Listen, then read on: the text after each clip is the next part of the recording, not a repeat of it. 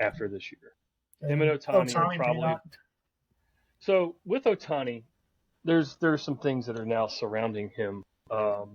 Obviously, he in our generation. I mean, you can go back to when our grandparents were watching baseball, our great grandparents, and they're going to all say, Babe Ruth was the best, Ted Williams was the best.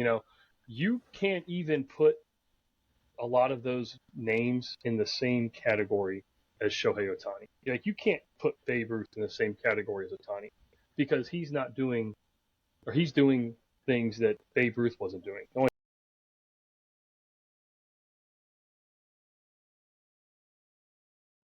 All right. What is going on, guys? Welcome to episode 2 of our Mostly Fans podcast. Joined here with Butler in the middle, Tyler on the right. And we've got another week full of sports. NFL just kicked off today. Got a little document over here full of topics, so buckle up and tune in. Just want to kick off with a quick thank you to all of our viewers, listeners. We've already surpassed 100 views on our first episode, and over 2.3 thousand views in total. Just people coming and going throughout our podcast. So that's pretty cool to see that it's kind of kicking off early, and hopefully we can keep adding to it. And if anything you want us to talk about, just drop a like in the comments or drop a comment in the video, and we'll try to get to it. Yeah, but no matter what the comments is, we'll eventually respond to it.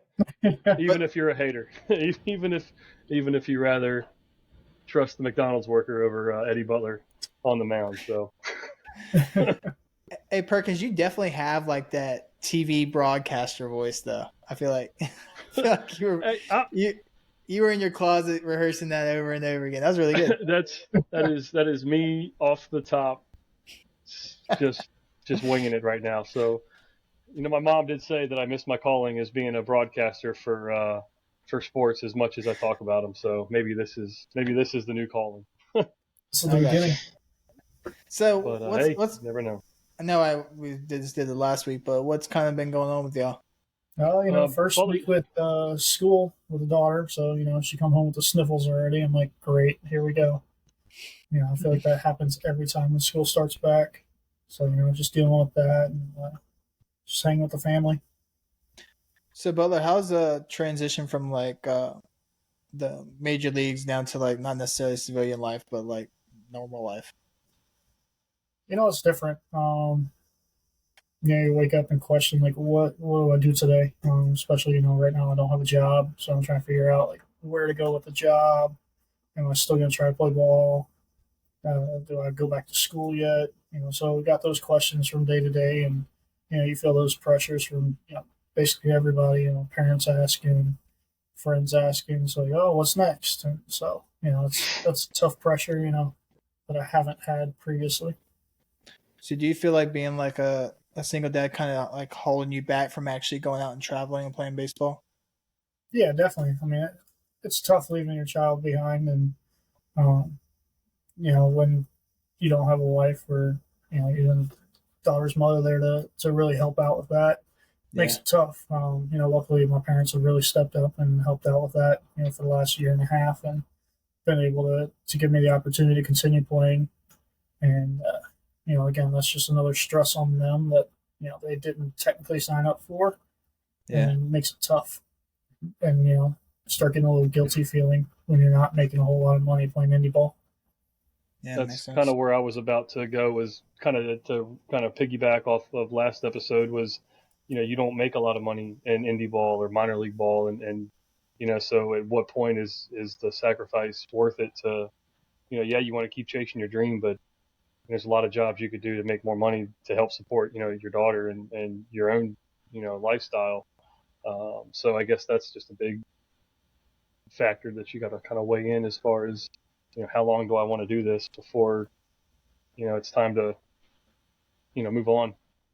Yeah, for sure. And like with that as well, like with indie ball, they don't give you health insurance or anything like that. So if you have health insurance, that's out of your pocket as well. And like I said, it's just a bunch of extra stressors that you're not used to when you're playing affiliated ball, or especially if you're up in the big leagues. So think like kind of midweek or right before the episode aired, phone started blowing up. I was trying to figure out what was going on, and not to mean to call you out, Perkins, but he kept saying like, "Hey, you gotta cut this. You gotta cut this." He went. I didn't even Oh man. realize you were doing it. You went like this whole long thing about how you met your now wife. And you messed the date up. So yeah, I need to kind of kick this off with a So I confession think I see because that she's made her trademark behind you. So I wanted to make Yeah. sure yeah. I help her out. So the Surprised you didn't write the date up there. I'm the only one that I think that knew it, and I didn't know it until I was listening to it. It was my phone was in my back pocket, and I was just kind of listening to everything, just kind of as like a third party type listener, and I heard myself say that we just celebrated our 9-month anniversary, and then something about I got married in 2021, and I was like, oh my god. I was like, if anybody does simple math, they're going to put it together that 9 months from September 3rd to 21 doesn't add up. And I was freaking out. I was all blowing Tyler's phone up like, dude, you got to cut this. Like, we got to redo it. I was like, I just got my wedding date wrong. And I was like, it hasn't been a year yet.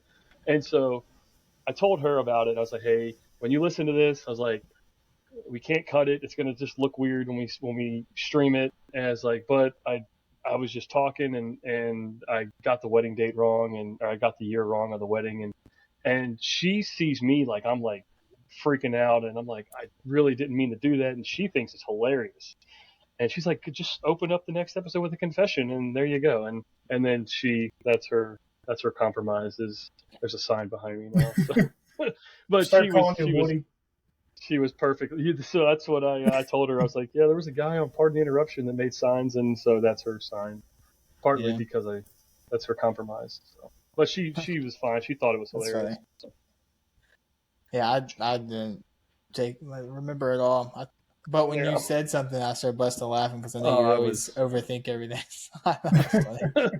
Yeah, definitely was a mess up on my part, but oh well, she didn't care too much. I gotcha.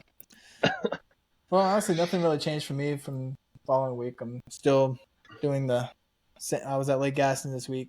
I don't know about y'all, but like, do y'all enjoy like vacations? Most of the time when I go to vacations, it's almost like it's for my wife, it's for my kids. I love seeing them happy. But for me, I don't necessarily enjoy like relaxing or anything like that. Like I love I don't know what's the word for it, like intensity. See like things intense. Like my wife asked me, what's my dream vacation? My dream vacation is like ringside at a UFC event and to see him go at it. Hers is like Italy or something like that. So, to be honest, Italy's probably cheaper than ringside at a main event. Probably. She might win that one. Yeah. But honestly, I'm not really doing anything else. Mine's main things I'm looking for. I'm looking to just buy more real estate. That's about it. Other than that, that's about it. That's good. I haven't baseball and work. That's the two constants that are in my life right now every day. So not much has changed. Just became the pitching coach for a local high school. So that's the newest step in the coaching career. But other than that, just work and coaching. So trying to be a family man. I'll tell you what, it wasn't crazy this week of sports though. Like there was so much going on and so many crazy stuff that happened. I'm honestly not even sure where to start. Well, why don't you start with? I'll start with Kadarius Toney forgetting to bring his hands to the football game Thursday night and costing every Chiefs bettor however much money they put on the games. Because I know I was one of them. I definitely missed out on the Mahomes passing and rushing for 306. I took the over and just catch one of the balls you drop and it hits. Everybody hits. So yeah, it was that was frustrating to watch. Drops happen in sports, errors happen, mistakes happen, but when it's just continuous, it's like, okay, it's something. It's got to change. Make an adjustment or just do something different. I don't know, but it was frustrating to watch between him and Sky Moore combining for 5 yards on 2 catches on 8 targets with five total drops. Was definitely frustrating when you look at Pat Mahomes' offense. Super Bowl champion, high powered offense, and you're thinking, hey, he lost Tyreek Hill, Kelsey's out. How much of an impact is that going to make? And obviously, it had a little more of an impact, I think, than a lot of us thought, just because Kelsey's his security blanket. He's going to get 10 looks a game, especially in the red zone, third down checkdowns. That's where he's going. And he didn't have that. And he had to work on spreading the ball out. And it's week one. Maybe you're still trying to learn some playbook stuff. But honestly, I feel for him because I've been there. But usually, they always say, when it rains and pours, it was definitely pouring on him that night. Well, they say, the ball will find you. Like we talk about the baseball gods, if you make a mistake, if you dwell on it, the baseball gods are going to find you, and you're getting another ball right back at you. And so, and if you dwell on it and you make another error, guess it's going to compound. So short-term memories are huge in sports. But the flip side of that whole game was the Detroit Lions, though, because they did play, solid defense. And I guess the early question, are they that good? Was it the Chiefs offense didn't really show up the way that we all thought? Jared Goff didn't look too bad. There's a lot of questions. Right now. Week one, Jared Goff is undefeated against the spread. I wish I would have knew that before the game. I wish you had sent me that about 5 minutes for Thursday night kickoff. I would have probably thrown something on that, but I feel bad for the receiver because, when I play football, you make mistakes a lot, but I've never been you failed, and then the entire internet makes memes. Dude, it's bad. He is ripped off all TikTok, ruthless right now. I mean, you can either take it in one or two ways. You can take it as hey, what's the worst that could happen after this, or but I mean, I'm curious how he's gonna do next week. You know what? It's one of the best things you can do for somebody in that situation is just get him the ball. Get him a completion, get him some quick success, a little early confidence, and I'm sure he's going to be fine. I'm sure it's a long season. I don't think the Chiefs are smashing the panic button or anything.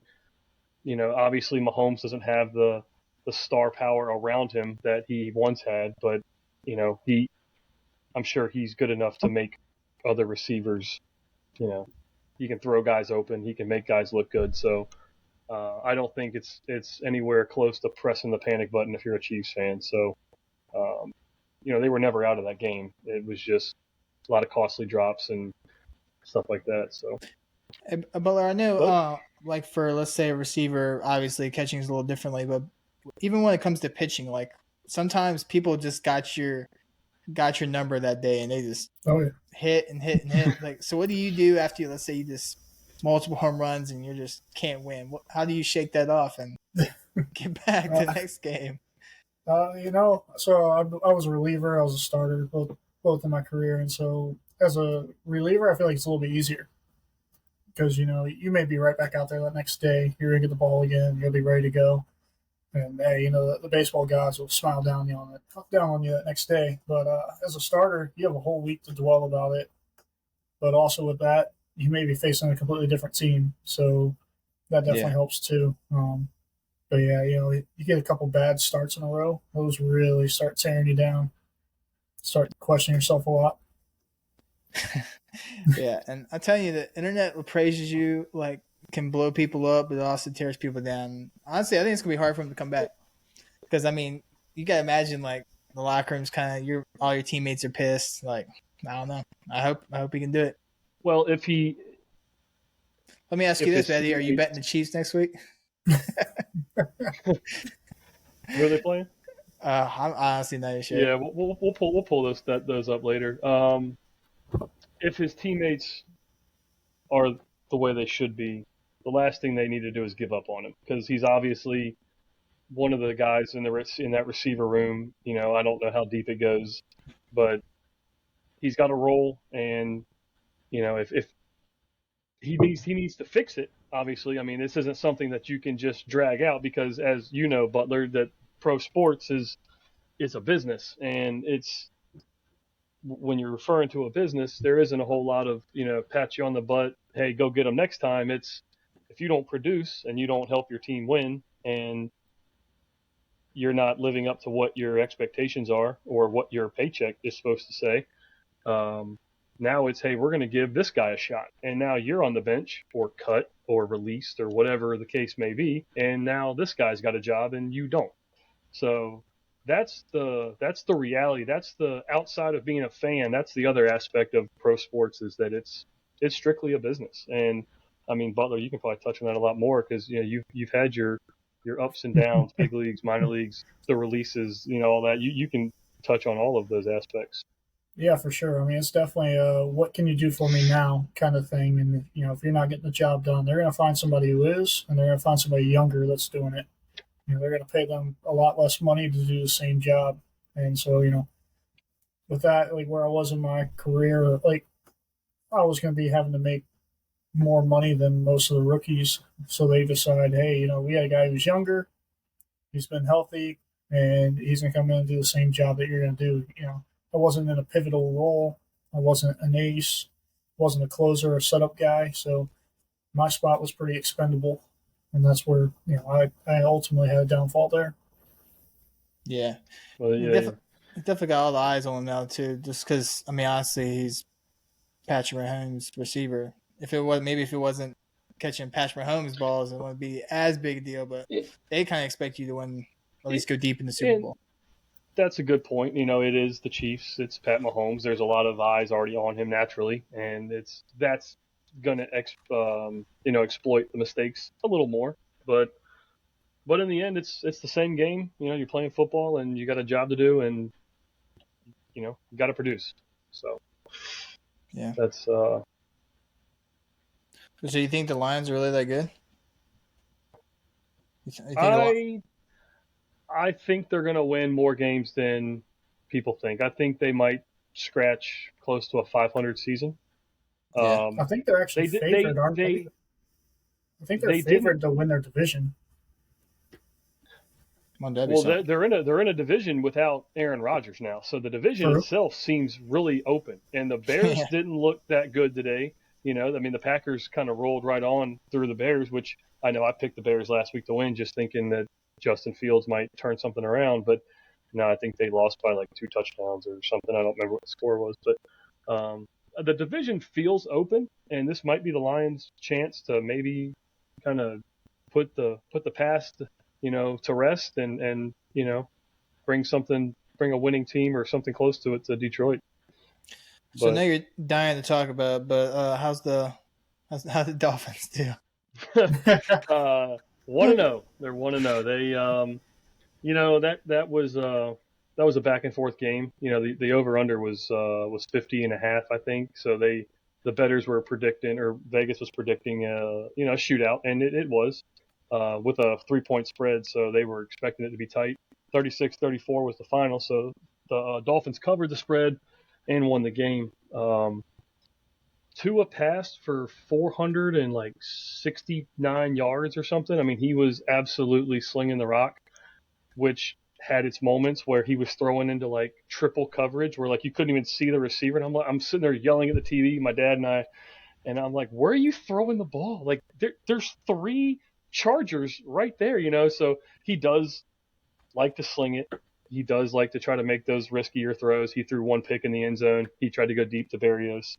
I think he threw off the wrong shoulder, and Barrios didn't have a shot. So he did make some passes that were, you know, they'll make you, you know, hold your breath for a second. But he was, for the most part, you know, he showed a little bit of, you know, footwork, scrambled out a little bit. But he was dialed in, and the flip side of that coin was that the Dolphins defense got absolutely obliterated by the Chargers run game. The Chargers ran for over 200 yards, and it was, you could have told the Dolphins, hey, we're going to give the ball to Eckler or Josh Kelly, and good luck. And that was the story of their game. And it was back and forth. And of course, Sanders misses the extra point late in the game, and it's a 36-34 game, and you're giving Herbert the ball back with like a minute 45, and I'm like, oh God, here we go. The spread's 3 points, field goal, Dolphins cover, and they lose the game, and I'm like, this is the way Vegas drew it up, and the Chargers did not have a good drive late in the game, and that sealed the deal when I think the Dolphins sacked them on 4th down to turn it over, and then it was victory formation. So I tell you, y'all have a tough division though. Aaron Rodgers and the Jets. I mean, New England's kind of hit or miss right now, but Allen and the Bills. Yep. Yeah. Has the Jets played yet? They played Monday night against Buffalo. Okay. So that'll be we might well, I work tomorrow. Never mind. I said we'd have to get on here and live stream that, but no, I'll work, so that won't be possible. Straight from the department. I don't think that's going to be department approved. But just trying to it's easier to ask forgiveness than permission. Well, yeah, I'd rather not. Well, we can touch upon it later in the week.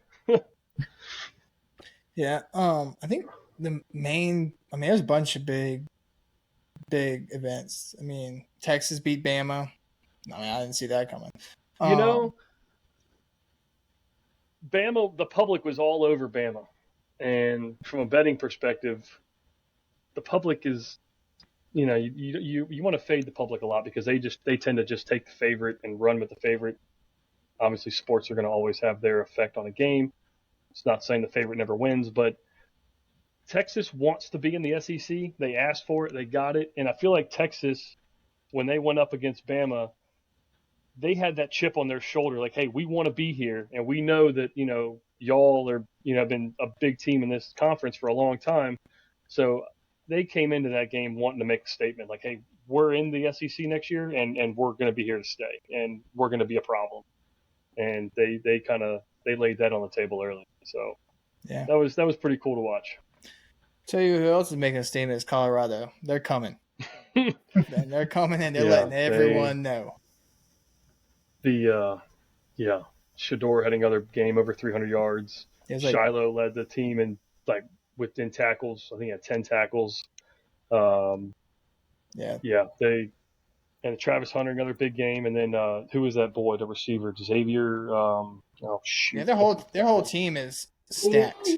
They can play, and I think they were given 2.5 points, and they definitely handled Nebraska.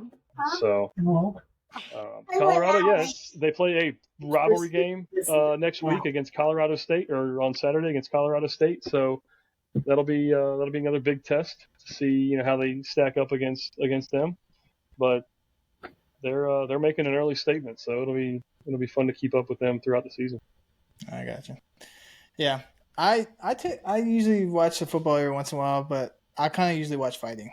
And I mean, I was pretty surprised by a couple of the fights this weekend. And I have to show you one.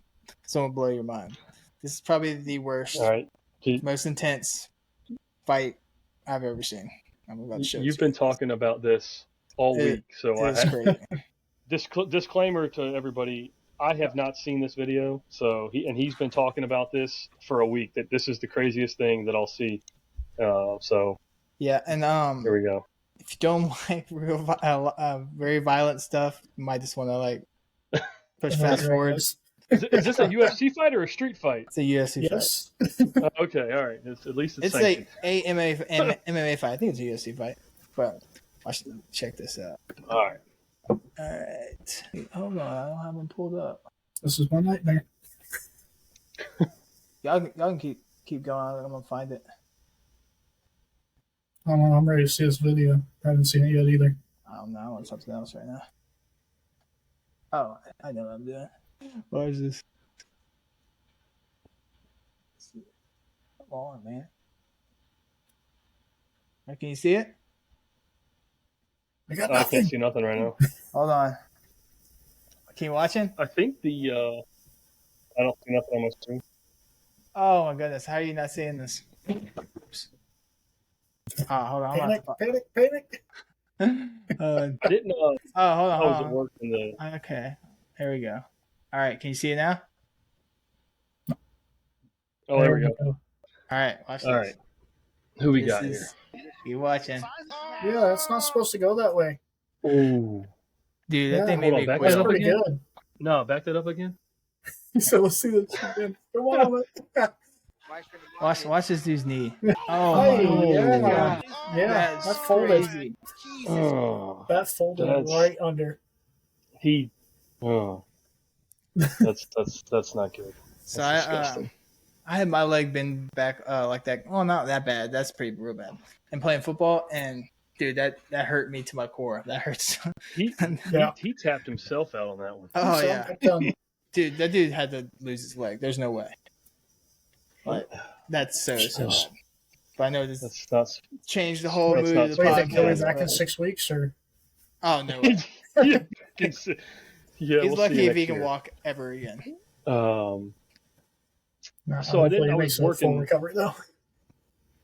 Last night, so I didn't get to see any of the fights, but it looked like one of the upsets was is it Chepe Marsical beat Jack Jenkins, and Marsical was like a plus 400 underdog, and he looked like he took care of Jenkins in the second round with a knockout. So Honestly, the only fight that I knew was like Strickland versus Israel Adesanya, and the bet odds was like plus 500. I don't know why I did not take it, and then just Australia's done like crazy things for the UFC, like upsets. So see, I was really when surprised.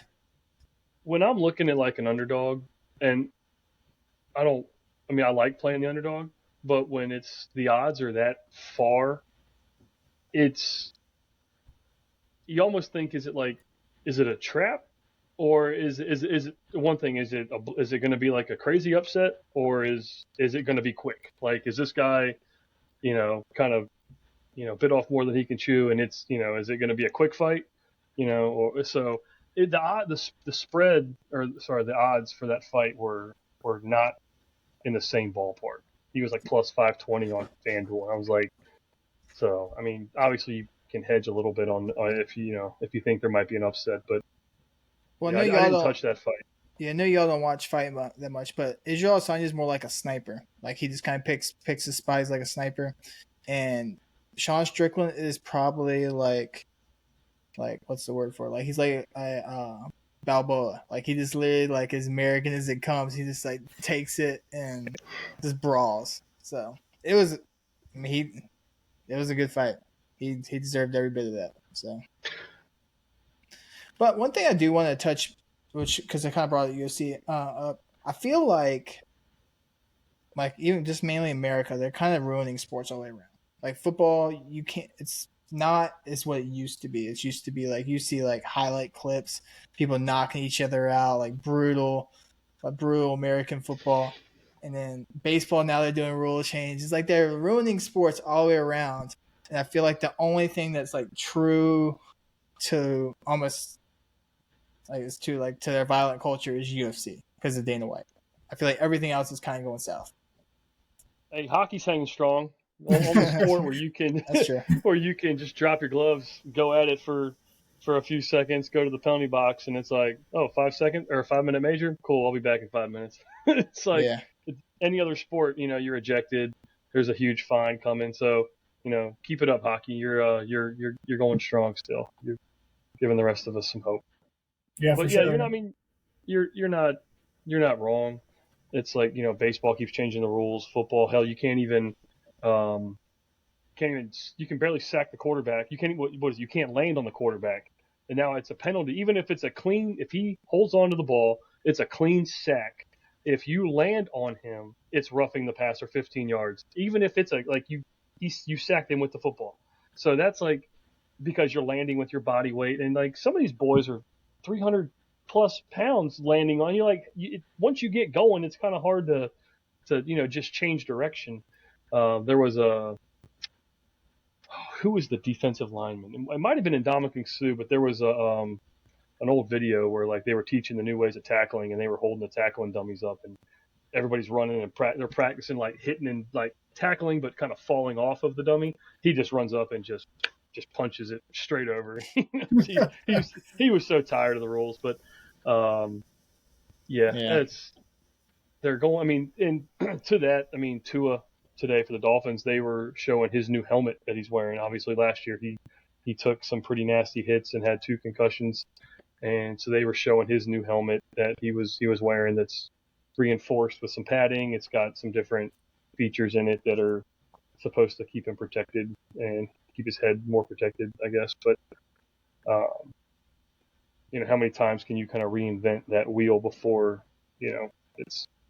it's a helmet in football and hits are going to happen. So yeah, I mean, like watching Acuna today, 4 pitches in the bottom of the first, 95-mile-an-hour fastball comes in, and it wasn't even really close to him, to be honest. But he starts chirping at the pitcher starts chirping back, and the bench is clear. And it's like, if you're gonna do all that, y'all might as well go out there and just duke it out. And then, hey, you know what? Acuna's tired of getting hit. He goes out there and knocks the pitcher out. People aren't gonna do it anymore.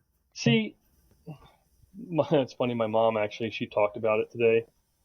She asked me if I saw it, and I did. And I see Acuna's point. He notoriously gets hit.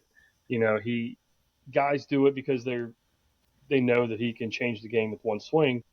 But I'm the biggest Braves fan you're going to find, but I thought that was a little extreme. That was a little dramatic. I didn't think that really warranted the chirping. I don't know if him and the pitcher had any sort of history. I don't think they did, but it didn't hit him. It wasn't at his head. It was an inside fastball with arm side run. He got a little uncomfortable, which if you're a pitcher, you and I were pitchers, we want the hitter to be uncomfortable, right? Oh, yeah. I don't want you in there ready to, try to take me yard. But so, he moved his feet a little bit. It didn't hit him. It really wasn't all that close. So I thought he was a little dramatic with it, but when you're in the MVP running, I guess I can see, hey, don't hurt me to where I can't, try to finish this season off as the best player in baseball. So, but yeah, had he thrown a punch or whatnot, that would have been all she wrote. He'd have been suspended, fined, and Yeah, for sure. I mean, I've been in situations where I've seen guys drill some of my teammates on purpose, out of nowhere. Corey Dickerson caught Gerald Laird with a backswing, and then the very next pitch, he gets drilled with 95 in the ribs, out of nowhere. Nobody even realized it was coming. And so, situations like that, compared to what happened today with Acuna, that situation wasn't warranted at all. There was no reason to throw in there, to go after him. So I don't know why he even assumed it was. I don't think it was intentional. No, I'm saying I don't know why Acuna assumed it was. Okay, yeah, sure. Like a 2-1 pitch. Right, early in the game. So you're trying to establish both sides of the plate, and we all know if you're a pitcher that tries to work inside, you're gonna hit people. That's the other side of the game. If you're trying to work inside, and yeah, you're gonna plunk dudes, and some are intentional, some aren't, obviously. But that early, like I said, it wasn't. I think it was a bit of an overreaction, but I'm glad it. Nothing. There were no major effects. Him getting ejected and fined and suspended or whatever, because magic number 6 for the Braves, and they're rolling. So they need to keep all their pieces, together, keep them healthy, keep them out of trouble, and let's go make a run at this thing. Last week on the podcast we mentioned, I guess baseball not being as popular, and they wanted to try to find ways to sell more tickets. I don't think people truly appreciate how much, or even most people in the stands, how much of a chess match baseball is, how much it is a game of the mind, rather than just people hitting home runs. I feel like most people don't really understand that aspect of the game. Yeah, for sure. And something with that is eliminating the DH. There was so much thought that went into when to take a pitcher out, for a pinch hitter, or can a pitcher get a bunt down. So there was a lot of nuances with that. That was definitely a chess match that they've taken out now, and again, that's to make it with a lot more offense, to make it easier for everybody to understand. Why'd the pitcher come out? He was in the 5th inning at 70 pitches. Well, we needed to hit for him in a 0-0 game here. Yeah. So like it makes it easier for them and more offense. You know, one of the things Obviously. I regret from last episode was I kind of cut you off, Butler. Was like how you were going into details of like, hey, the stats of how often this guy swings at first pitch was like next to 1% or something like that. Kind of take us through like the mindset of as of a pitcher, how you break down, kind of how you process someone coming to plate.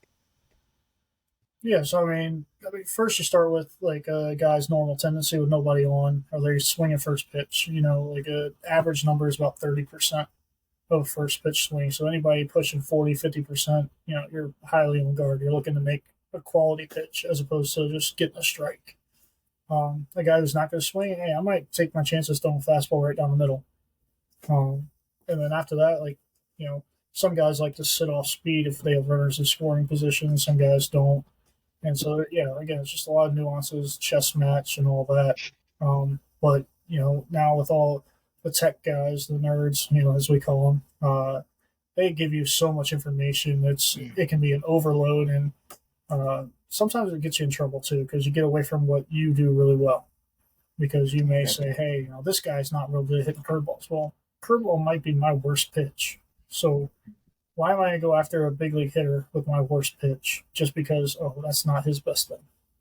So take me through an at bat, Butler, because you face enough guys up there in the show. So was it Buster Posey that you just couldn't figure out? No, vice versa. Buster Posey couldn't figure me out. Justin Turner owned me. That's who it was. Okay, Yeah, so let's visit both of those guys here. So Buster Posey, you had his number, but Turner had yours. So what's your approach as a pitcher, knowing, hey, I got Buster Posey walking to the plate? Was he a slider away guy that he couldn't hit, or what was your mindset for how do you approach each one of those guys and just over the course of a game? I felt like Buster Posey really wanted to get his hands extended, and so for me throwing sinkers, I was able to run it in there under his hands pretty well, and so he had a real tough time getting the ball out of the infield in the air. Hit a lot of ground balls to short, a lot of ground balls to third off me. But he did end up clipping me on a hanging slider. He hit it out of right center for a 3-run dinger. And so I came up to the plate and, said, hey, what's up? How's it going? And he's like, not too bad. You? I go, well, you did just hit a 3-run jack off me. He's like, he's like, dude, you own me. He's like, that's my first hit off you. Come on now, let me have it. I'm like, yeah, sure. Sure. At least you know it. yeah, you're aware of this. You have a batting average against me. That's congratulations. Yeah, as opposed to Justin Turner, who he stepped in the box and it felt like it didn't matter what I threw him, where I threw it. Like he was gonna find a barrel. Yeah. I think he ended up 11 for 16 or something off me, with a couple of homers, a couple of doubles. Which I think he has a career cycle off me. Wow. But yeah, so I was talking to the pitching coach one day after I got traded to the Cubs, and we're getting ready to face the Dodgers. And I was like, "Hey, what do you think about this?" I was thinking about the fact that it seems like he's seeing beach balls when I throw up there. I go, what if I go to the other side of the mound and pitch against him? He's like, give it a shot. Why not? He ain't gonna hurt nothing. He's already hitting everything hard. Yeah. And he ended up going 0 for 3 that day off me, and he looked like he had never seen a pitch off me before. And so, this is actually the first time I've said it where he may find out. But, he come up to me the next day. He's like, dude, I couldn't pick up the ball off you yesterday. And I was like, oh, good to know. Thank you. About time. Yeah. But, dude, I mean, literally, he just, they call it red on red crime. He destroyed me. Not quite as bad as Ohtani, though. That dude, oh. Ohtani. You faced Ohtani? Yeah, I faced him. He liked it. I didn't. Nice. The first time we go to face him, I was with Texas at the time, and they're coming in town. And our scouting report is, hey, Ohtani 0 for 31 on fastballs at the belt or above. So I asked the guy, for a guy who throws sinkers, is that going to be an advisable thing for me? He goes, oh, yeah, you'll be good. And so I throw a belt high fastball in the inner third, and he turns on it, hits it out to right center, and I'm like, cool. That's why I don't throw up in the zone. And like, so we turn around and we go to their place the next week. And so they're like, hey, Ohtani, he's 1 for 33 on heaters, belts, and above. I'm like, okay, yeah, that one's a homer off me. And, I go, they got him out. He goes, it was an accident. And so I ended up facing him the first game of that series, and I threw another heater up and away this time, and he took it out of left center. I'm like, great. So I'm like, he's 2 for 2 with 2 dingers off me. And then I came pitch the next night, back-to-back nights, and I threw a first pitch changeup, and he hit a rocket one hopper to right field at like 116 mile an hour or something like that, and I was celebrating because it didn't leave the park.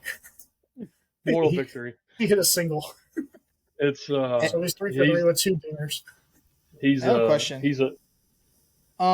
So I know, Joe Burrow just signed the largest NFL contract in history, like $275 million, $219 guaranteed. Who's the highest paid baseball player right now? Right now, I'm trying to. Yeah. It's about to be Ohtani. It's we can stay on the Ohtani subject here for a minute because to answer the question, let me Google it right now. Is it? They're getting number 40. Who is it? Well, I know there was like Tatis and Turner and Harper. All those guys signed like, was it over 300? Yeah, the 33s, 35s. Let's see who we got here. Highest paid. Not Trey Turner. He signed a massive deal though. Aaron Judge. You have to do it by year probably, or you're talking about total. I'm trying to see I'm sure like biggest contract. Let's see if I can search that real quick. Biggest MLB contract. There it is. Mike Trout, 12 years, hold on, what was that? $465 million. Mookie Betts, 12-year, $365. Wow. Mike Trout signed a 12-year, $426.5 million contract with the Angels in 2019, making it the largest contract in MLB history by total value.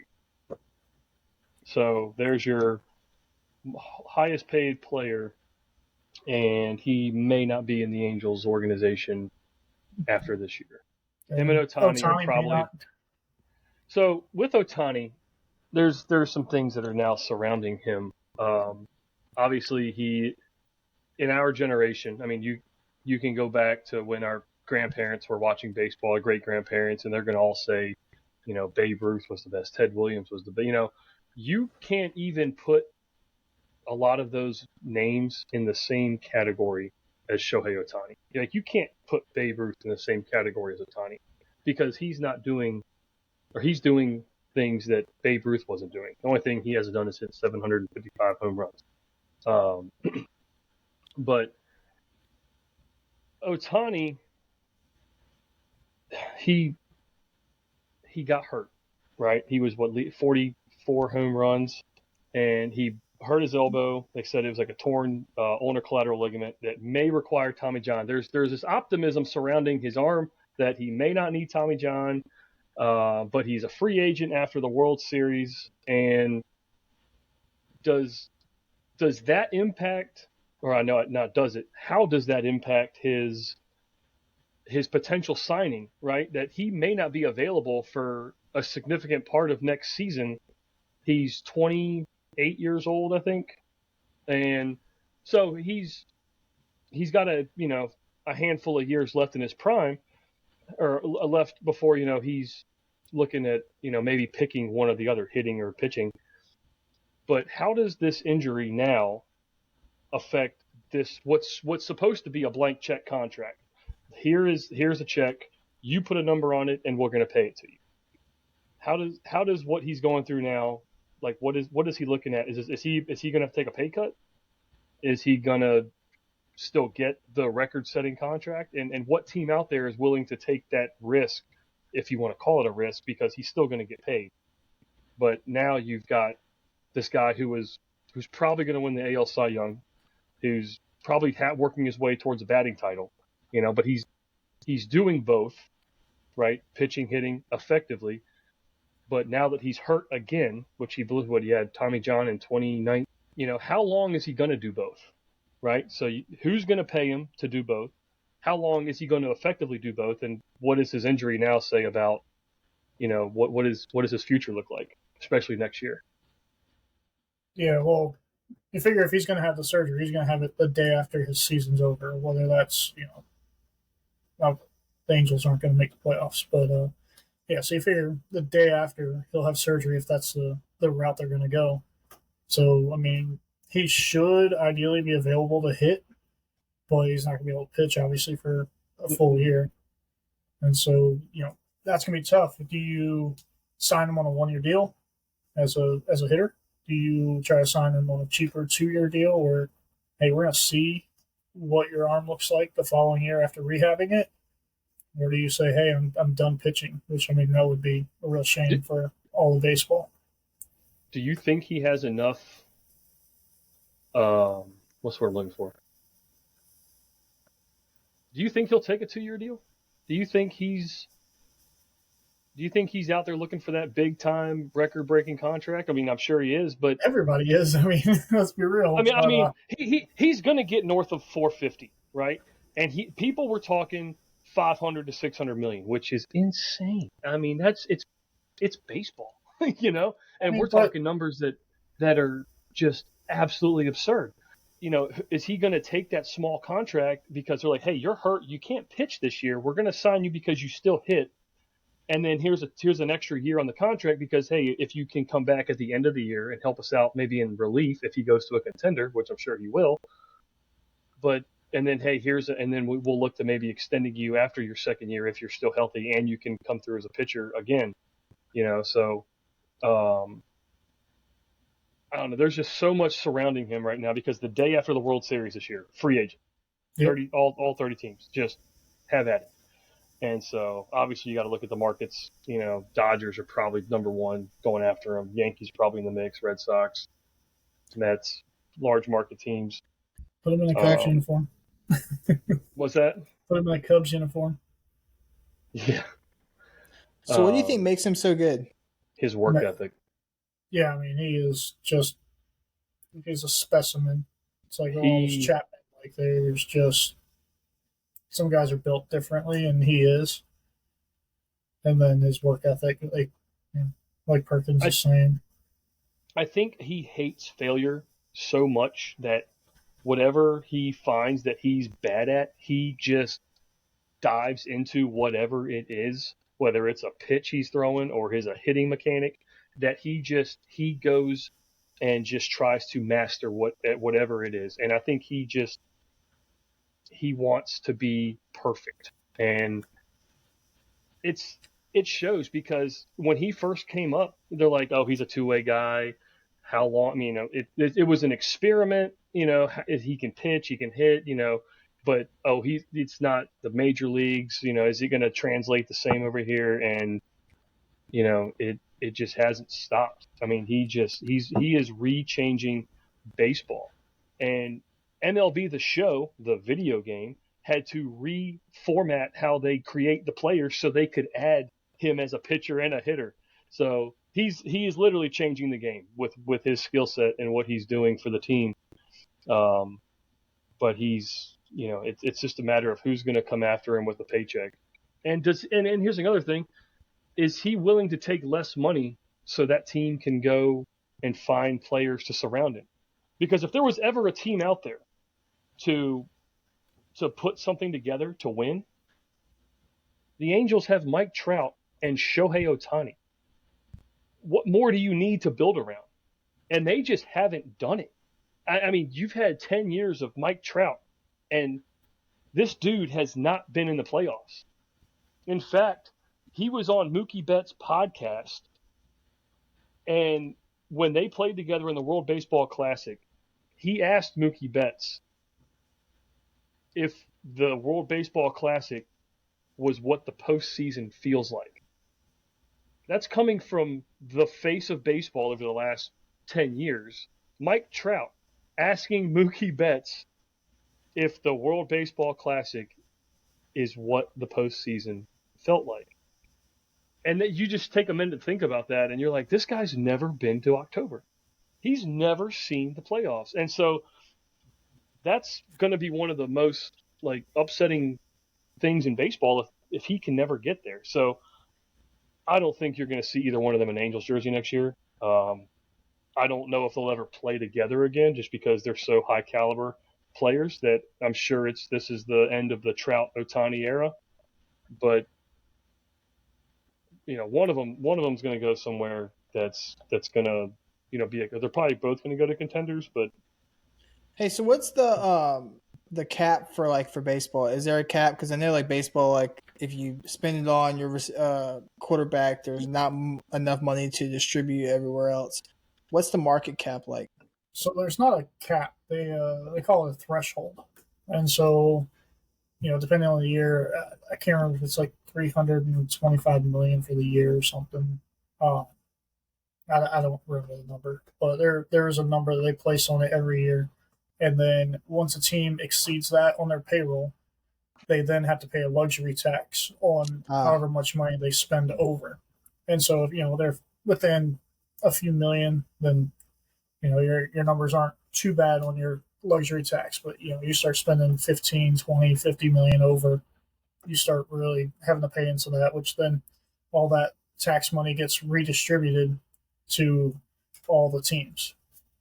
And so like every year, teams get handed money for payroll, and it's for TV deals, for all the money that's made by MLB is partly distributed to help pay for players, which I think in 2018 or something like that, 2017, 2018, somewhere in that realm, there was a big stink about the Rays because their payroll was like $65 million, but yet they were getting handed like $89 million as a competitive balance. That's what it is, competitive balance tax.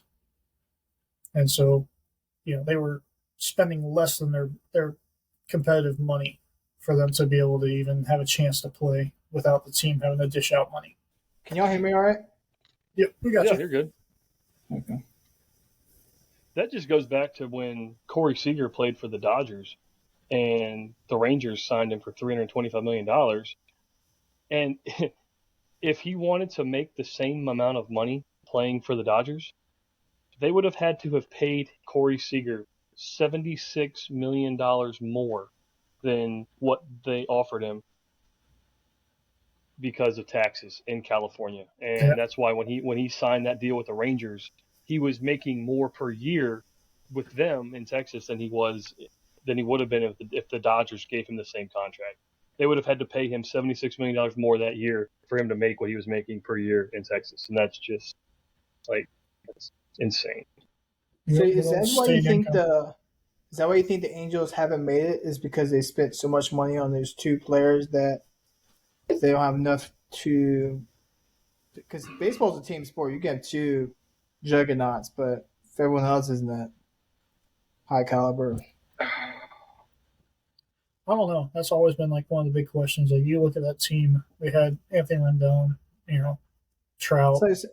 It's like the same thing with football. It's like once they pay the quarterback, that's the end of that run. Because same thing happened with the Seahawks.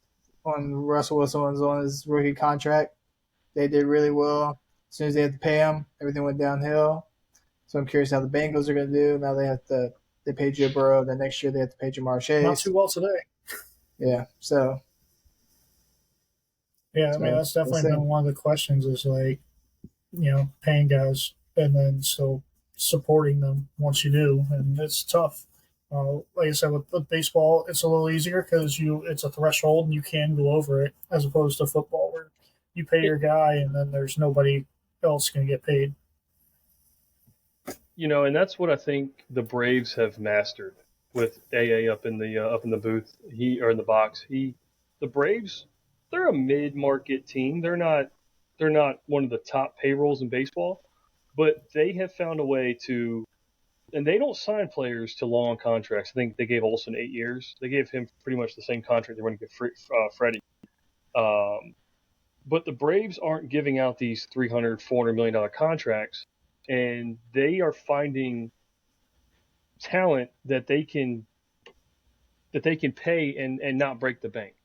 And I think that's going to be more of the norm going forward, because these teams that are just throwing hundreds of millions of dollars at one player, not all of them are doing well, right? I You mean, gotta watch Moneyball. What's that movie with yeah, Brad Pitt? I mean, Yeah. Switch things up.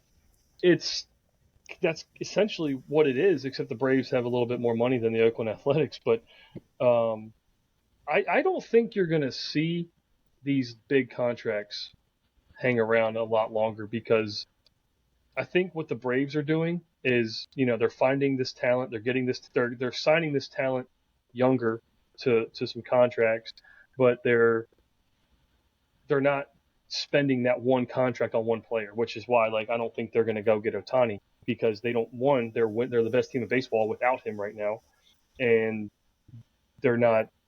They've kind of secured their youth for the next 5, 6, 7 years, but they're not breaking their bank. So I just don't think you're going to see these $500 million contracts show up much going forward, just because I think so, because the dollar's getting worse and worse. So the dollar's basically trash now. So it's not worth that much more now. Definitely be worth less later on. From the economic standpoint, yeah, but I mean, you can't just pay one. I mean, if that worked, Ohtani and Trout would have the Angels in the playoffs more times than not going to the playoffs at all. Yeah, but the Angels really, this is kind of messed up to say, but are they really trying to win, or are they just trying to get ticket sales? They were buyers. They were buyers at the deadline. They went and got Giolito and Lopez from the White Sox. They were trying to make a move, because they knew that essentially if they don't make the playoffs, Ohtani's gone. Ohtani wants to win. He's not trying to hang around. So does Trout. And they were buyers. And Giolito got rocked. And then Lopez, I don't think he performed. And then like a couple weeks later, they're gone. So not only did the Angels trade away the guys that they got in return for Giolito and Lopez, well, now they put them on waivers. They sent out Hunter Renfroe. He's now with the Reds. They sent out Matt Moore. He's gone. So it's like they're just dumping house. So, I mean, they were buyers. They made an effort, and it blew up. And now they're like, well, we're done. We're just going to start just selling the team. So, yeah, I don't know. It can't get any worse for them right now. I can't. So, and they're about to lose Trout and Ohtani. So just try to switch segments. We did last week. We did speed rounds of who we think were to win football is last week, and honestly, we didn't do that great. But we're gonna try it again and see what y'all got this time. And honestly, right now the Cowboys are up 3-0 against the Giants right now. I think that's crazy. Did you say 38-0 33-0. 33-0. 33-0. Wow. Third quarter. I should have had the game on right here. Yeah. But so let's see if I can pull it up real quick. So Thursday night started off Vikings-Eagles. Eagles. Ooh. Yeah. Well, in Philly, Eagles coming off a win against the Patriots. Did the Vikings win today? I do not know. I'll go Eagles. Yeah, I'm gonna say Eagles too. But Butler? Oh, Eagles. I said that from the get-go. So Ravens-Bengals. Ooh. Ravens rivalry game. Rivalry game. Burrow just got, beat pretty good. Didn't score a touchdown. I might bet that one. I don't think Burrow's going to lose 2 in a row. No, he's going to throw for 5. He's going to throw 5 touchdowns.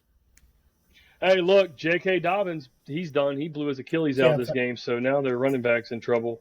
Yeah, that's true. Yeah, I think the Bengals bounce back. I think it'll be a close game. Lamar Jackson, obviously a playmaker. I'll go Bengals. Same. Bears-Bucks. Who? Bears and Bucks? Bears and Buccaneers. Bears and Bucks. I'm going to go away from you. I'm going to go with the Bears.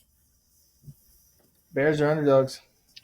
Yeah, Bears didn't look. I really thought the Bears were going to show up today and give the Packers a game, and the Packers sort of acted like Aaron Rodgers Aaron Rodgers, who, and they took care of Chicago pretty good. And that's always been a hated rivalry. So Baker looked pretty good today. The Bucks offense pretty How did sound. the Bucks so do? I'm going to take the Bucks. How did the Bucks do this week? They won. They won? Told you they were going to win. They won by 3 over the Vikings. Yeah. Oh, that's right. They played the Vikings. Yeah. Should took that game. Packers, Falcons? Packers. Yeah.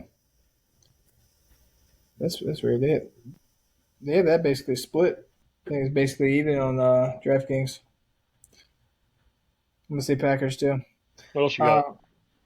Colts, Texans? Colts. Yeah. Anthony Richardson looked good today. I was impressed to see how he was going to do, and the Colts. I know they don't have Jonathan Taylor right now, but Colts look pretty good. Richardson's turning into that dual threat back. This is a good one. Chiefs, Jags, and how good do you think Mahomes? Do you think he's going to throw for 5 touchdowns? I might have to look at these odds because I can't see them doing that bad again. They had to turn it around. Give me another shootout. But he doesn't have that many. He doesn't really have anyone to throw to, and that's Brady. That's a hard job to do. Even though Richardson, they lost. We said the Colts look pretty good. I know they just lost by 10 to the Jags today, but oh man, you know what? I'm taking Trevor Lawrence and the Jags. I think the Chiefs are still going to be dealing with some issues in the receiving room, and Trevor Lawrence threw for 2 touchdowns today. He only threw for 241, but he 24 for 32, 241, 2 touchdowns and a pick. Chargers, Titans. Charger. Hey, look, the running game that they put on today against the Dolphins, they rushed for over 200 yards, like I said earlier. That dual threat back with Eckler and Kelly, that's no joke. Keenan Allen had a huge day, so and Herbert, he's just solid. So Chargers are definitely going to bounce back from the loss today. About the Raiders, Bills. Yeah. Seahawks, Lions. Seahawks are favored now. But I mean, the Lions. Seahawks. I'm riding the wave. I was kind of feeling Lions too. Yeah, if you'd asked me out last week, I wouldn't have said it. I wouldn't have said it. 49ers, Rams. Ooh. That's a good hard game. You know what? I'm taking Niners. They dominated Pittsburgh today. Purdy was solid, and defense was good. Yeah, defense. I think they hold the Steelers like 7 points. Yeah, the Niners. If they keep playing like that, they might win the West. So. Right. About the Commanders, Broncos, Butler. Gotta go with the Broncos. After their 1 point disappointment today, I'm going with Washington. Hey, Commanders underdogs. All right. Patriots, Dolphins. Where's it favorite? at? I don't know. Where's it at? Is it in Miami? It's in New England. It's in New England. Y'all are only 2.5-point favorites. Not much. Dolphins. We were dogs today, and we went to LA and took care of business. So, yeah. Got to roll with my Dolphins. Always. Yeah. Definitely gonna be interesting. So, do you want to address the comment on our last? We got to get this right if we're gonna. Hold on, where's it at? Let me find it. I touched on it earlier. Yeah. I kind of opened up with it, but let me. All right, I got it for you, brother. All right, here you go. Sad. There's 2. So sad because minor league baseball brings so much value into the economy. Hey, Butler, how does that make you feel? No, I mean that's true. Like there's definitely a lot of economy that's boosted because of that. But man, the fact that he wanted to put me down like that. Go ahead, say what he said. Let's get to his. So this one, I like this one. I said more people count on McDonald's workers than they do this guy. That's why they get paid below minimum wage. That's You know deep. what? But McDonald's though, McDonald's they do like Bill Gates like fake farm for the French fries and their listen. ice cream maker never works. McDonald's until the ice cream machine, that's the elephant in the room. Like that thing never works. You can barely get a McFlurry when you go there. Their minimum wage goes up. The McDonald's workers are making more money, and nothing's changed. Nothing. The service, and now it's touchscreen everywhere you go. Don't even take an order anymore. It's all touchscreen. So what does a McDonald's worker even do? And so Eddie, I know you're not in the league right now, but I'll still be riding. I'll be riding your consistency to throw a sinker for a strike than I will the McDonald's worker to not only get my order right and screw it up, but to have a broken ice cream machine. So. I was gonna say that's one of my biggest pet peeves. It's just like, man, I eat my food so plain, and somehow my food is always messed up, or I'm missing items. Like all they have to do. Yeah, I'm not hating on anyone working at McDonald's because not at all. It's where you finish. Yeah, all you have to do now is read a screen and just. It's literally like a conveyor belt. There is no like, what can I get you today? It's no, go touch the board, go hit your thing, hit buy now, and then they have to just read the screen and put it together, and they still get it wrong. It's not hard. So yeah, it's. But again, like minimum wage and all that is not meant for families to live off of. It's for high school guys, college people, like that are trying to make ends meet while they can, and then. Get them to where they're really wanting to be. And so get you some. We are relying on people like that aren't really skilled to prepare our food and all that. And it's definitely a job I don't want to do. But right. Man, it's tough to say that's more reliable. No. Yeah, no, not even close. Not even close. So. Yeah, I'm still rolling the dice with you on the mound. So even if your shoulder isn't 100%, I'll still take you to get me 3 outs than I will that ice cream machine to work. So yeah, we do love that ice cream when it does work. And just to close everything else before we probably talk about some more stuff. So if anyone has any gambling bets you made, to send them to our Instagram. The links below, and we'll post our bets, and anyone else bets who sends us their bets. We'll put them up there also. We'll post a link to our Instagram somewhere. The Mostly Fans podcast Instagram is going to be where we put a lot of our bets at. That way we can kind of isolate all of that to one place. You can check it out, and hopefully we can get you guys some winners. I know we've been off to a little bit of a slow start to football season, so we got to build a little credibility here. But I had a couple winners today. The one I sent obviously didn't hit, but then I played a couple off to the side that I had a 3-leg with the Braves game. I took the Braves run line at -1.5. I took Acuna to get a hit and Alex Winans it was how you say his last name, Winans, to get 4.5 or over 4.5 strikeouts. He K'd up 8. Acuna gave him the lead with a single late in the game. Olsen comes through with a 0-2 single to drive in 2 runs. They go up 5-2, and then Iglesias shuts the door. So that little 3-legger hit. And then I took a 2-leg parlay with my Dolphins to win, and then the Eagles to beat the Patriots. And I looked at the docket, and I didn't see a lot of games jumped out at me for today. And I didn't see anything. I was like, hey, this is a Money in the Bank win. Like, I'm gonna just put this in the parlay just to boost the parlay. A lot of the game, especially being week 1, you don't really know how teams are gonna show up. What's that? AKA the Chiefs.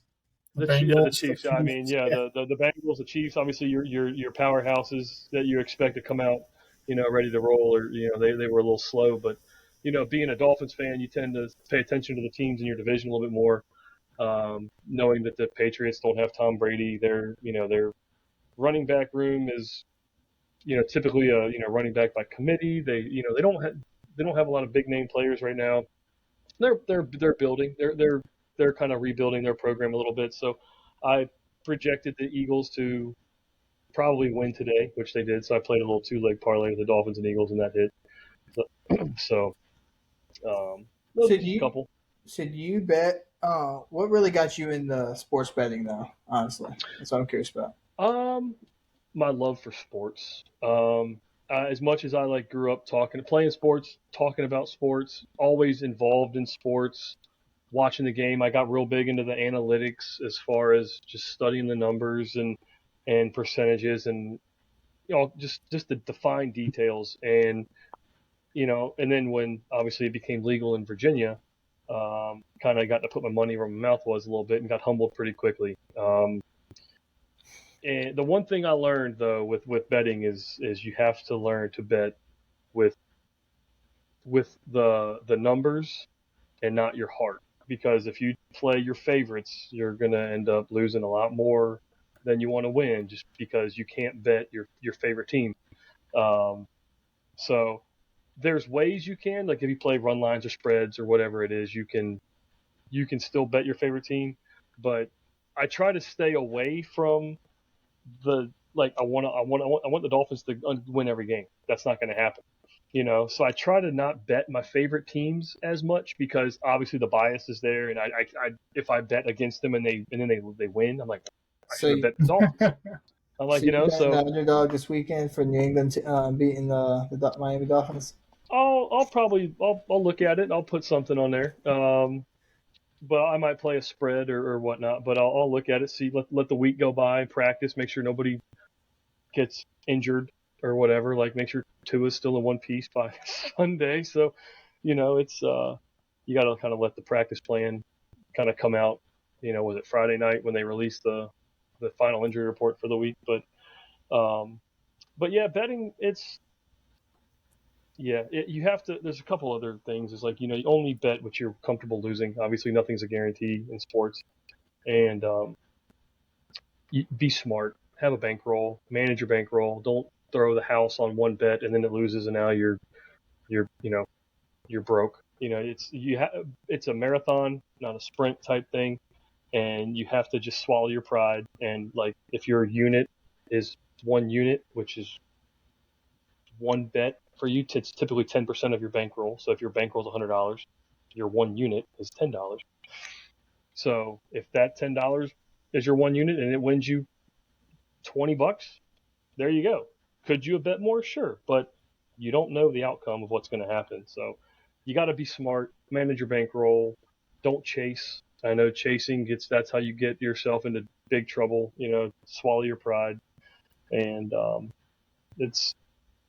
don't place too many bets at one time, because if you start losing and going downhill, now, like you said, you're just chasing yourself. So I think for me, I don't necessarily do sports betting that much, because it was like I did it for a little bit, and then the crazy things would happen, like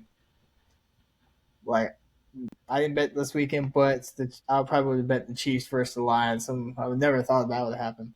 But I usually only bet on fights. Actually, I only do sporting bets, and I think the reason it is I think sometimes I feel like I have an unfair advantage, and that's because I feel like a lot of the sports people who do fights don't have any idea what they're doing. So I usually for all you guys listening, Perkins Tyler is the UFC fight guy. So whenever the next card is, I'm gonna try. We got to get him to put his picks on our page, because I'm not the fight guy. He knows the boxers. He knows the UFC guys. He'll hit me up, be like, hey bro, throw money on this guy, because he's probably gonna be fight over in round one. So yeah, I told you definitely check out his picks when he starts. The last two I told you to do Tatiana Suarez to upset Amanda Nunes. Pulled up the whole sports betting on my phone. I know how I am, and I would get too deep into it too quickly, and it's just not a good idea for me at the moment. But definitely going to the casino, playing with some cards. Yeah. Stay away from the wheel. Yeah, so basically last. That's not for me. So the last. It's fun to Rivers Casino. It makes watching sport. It gives a whole new perspective to watching sports. because you have to. I go so deep into the numbers and looking at. I mean, baseball, that's my sport, and it's a hard sport to bet because you're looking at guys that only get 3 to 4 at bats a game, and you're trying to be like, okay, is he going to hit a home run today? Is he going to get a hit? Or if it's the guy pitching, if you got Sandy Alcantara throwing, and you're like, well, I mean, Cy Young winner, probably, he's probably going to have a more dominant game than the offense he's facing, but like I said, baseball's always got its way of things happening, much like sports do in general. But I go so deep into the numbers, like I'll look at on base percentage, slugging percentage, the weighted on base percent. I mean, there's so many numbers, the WAR, pitcher batter matchups, hell, the weather. I mean, there's so much to look at, and I feel like sometimes I might go too far. I might just play what you think. So, like if I think Trey Turner get a hit, I'll bet Trey Turner get a hit because it's Trey Turner. He's like a matchup proof kind of guy to where even if he duck snorts a ground ball that goes 13 feet, he can still beat it out for a hit just because he can run. Yeah, it's pretty annoying when that happens. It's not fun. Right? Make a great pitch and you got nothing to show for it. Yeah, right. But I mean, it's something that I do enjoy doing. But like I said, if you're going to do it, if you're new to betting, like I said, it's go into it with the expectation that you're not going to win because that's you're essentially spending money. And if you do win, great. But always pull out part of your winnings too. That's something I learned early was, I'd win a bet and I'd be like, oh yeah, I won $100. And then I'd keep it in there and I'd play with it. And all of a sudden I'm down to like a couple bucks. And I'm like, so had I pulled out like $50 and now I got that in the bank and I still got 50 to play with or whatever. There's so much to betting, man. It's So just to wrap everything up, however you want to look at it, it's so many numbers, so many outcomes. I mean, there's so many different things to bet on too. So, I mean, first pitches, innings. I mean, they go so deep into sports with betting. It's like just keep it simple sometimes. Run lines, money lines, spreads. I mean, you ain't got over unders. You don't have to get too far in the weeds, especially if you're new and you don't really know what's going on. All right, so we're gonna wrap things up here. Just a reminder, if you're new to the channel, to the page, go ahead and click that subscribe button on our YouTube channel. That helps us out tremendously. Leave likes, comments down in the video if anything you want us to talk about. If there's any comments, good, bad, indifferent, fire away. We'll have fun with them. But thanks for listening, and we'll see you next week. Mostly Fans out.